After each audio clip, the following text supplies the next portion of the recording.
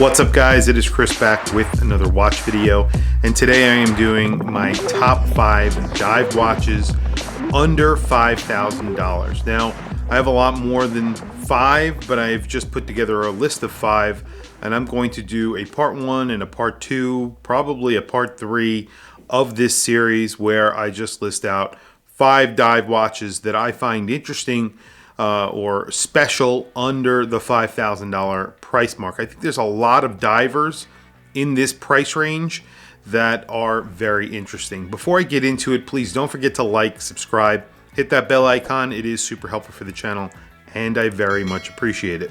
So today I picked 4 divers that are somewhat classic divers from major brands, and then I picked 1 diver that is a neo-classic, I would call it, something that is from a smaller brand, however, a brand new diver, something that doesn't have much heritage to it.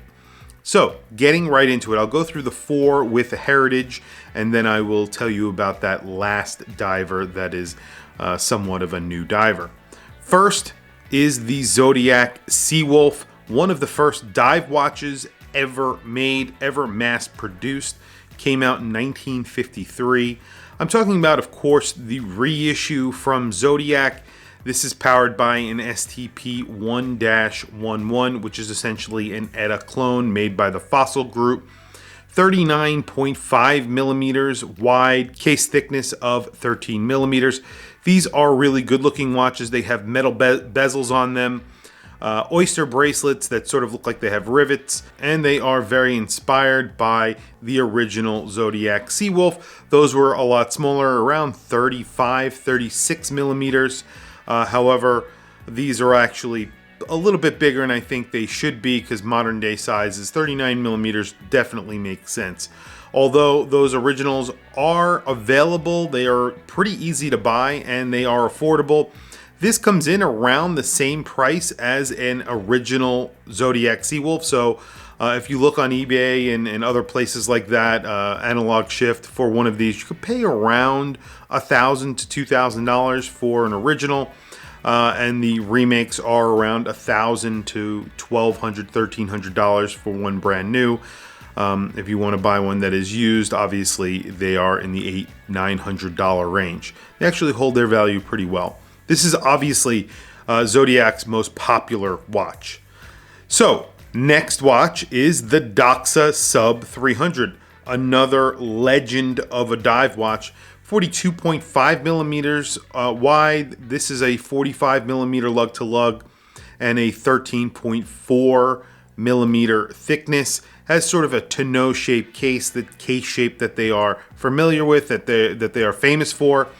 300 meters water resistance. This gets an ETA 2824. Again, this is a remake of the classic Doxa Sub300, a watch that Jacques Cousteau wore. His son actually wore this version, the Doxa Sub300. So a really an important watch, an important dive watch. These came out in the 60s, and these have a very good history of actual use in the field. These are true tool watches, just like the Zodiac Sea Wolf, sort of purpose-built watches that were used by professionals diving and using these in the ocean in diving situations. So very, very cool. Next one on this list, a little bit less of a serious diver, but one of my favorite reissues from any brand currently, and it's a reissue diver, obviously. Longines Heritage Skin Diver, which is a reissue of the Longines Nautilus Skin Diver, a very classic watch. They bulked it up, so this is 42 millimeters in diameter, 13.75 millimeters in width, but an awesome, awesome watch. Really good looking. It has a sand sort of textured dial in black. Cream lume, looks absolutely gorgeous. The bezel itself is a solid black color, so it's not an insert. It looks like those old school composite bezels. Just looks really good. Obviously, you get a sapphire crystal on here. It's domed, box sapphire crystal. It does wear a little bit large, obviously, but I definitely look past that. It gets a ETA 2892, so far one of the better movements on this list. and that's the L888. At least that's what Longines calls it. Very interesting looking watch, a really good looking watch. I really love heritage skin divers. I love skin divers in general. I think they look good. They're sort of like the non-serious dive watch, and essentially that's what this is, and that's what that was. So very, very cool. Next is a watch that I actually own. This is the Omega Seamaster Planet Ocean.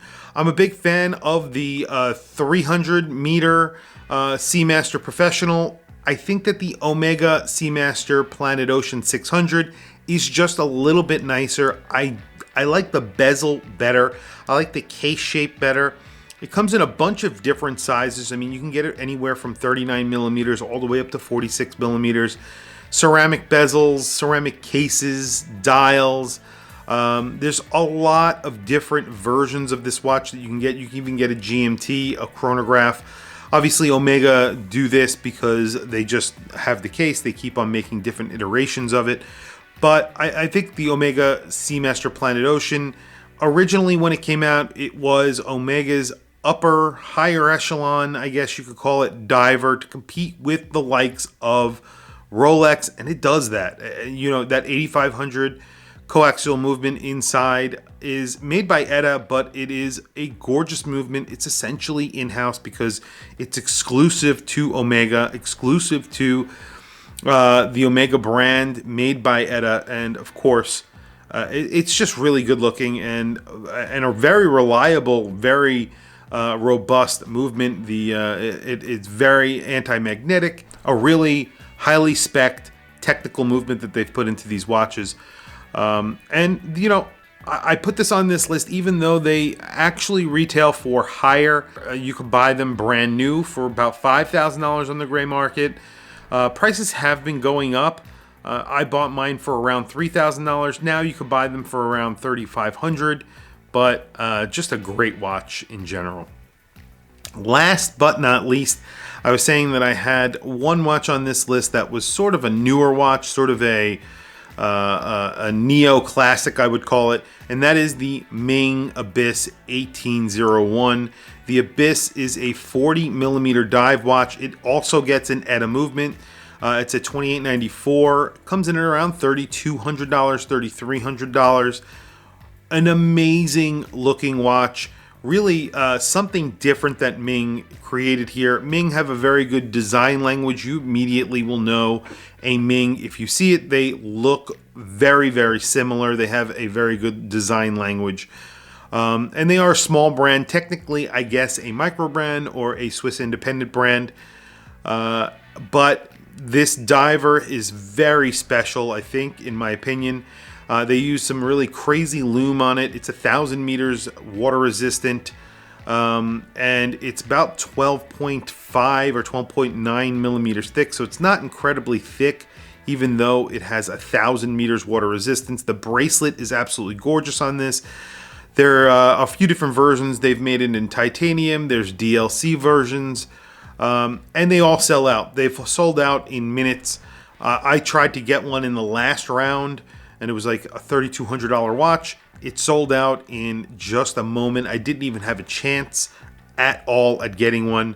I hope they do come out with another version of it. I actually made a video about it, sort of a love letter to Ming saying, please make this watch again.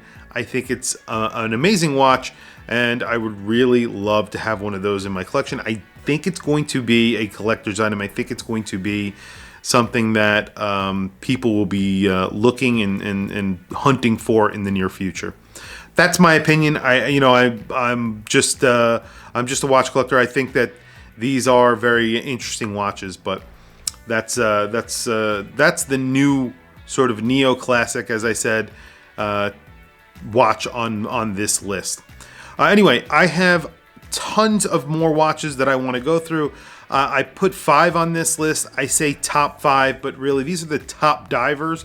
I'll do another top 5. This is the part 1. There'll be a part 2, maybe a 3, maybe a 4. I don't know. But some amazing watches on this list, and there will be more amazing watches on the next list. Please add some comments below. Add some suggestions of watches that you think should be on these lists.